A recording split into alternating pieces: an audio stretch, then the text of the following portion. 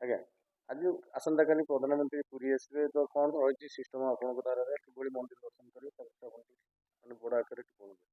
जय जगन्नाथ। काली आमर यशस्वी प्रधानमंत्री श्री नरेंद्र मोदी जी महाप्रभु श्री जगन्नाथ को दर्शन करने सकाल 7:30 समय मंदिर को आसबे।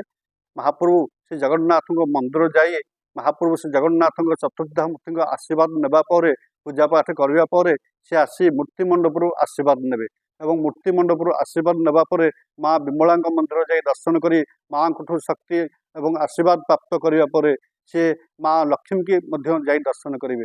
महालक्ष्मी को आशीर्वाद पाइबा दर्शन कर फेरिया पर से नीलचक्र दर्शन कर 22 पास दे मंदिर को बाहर बोली आम स्थिर रही आ समस्त जगार सेवायत मैंने स्वागत करेंगे।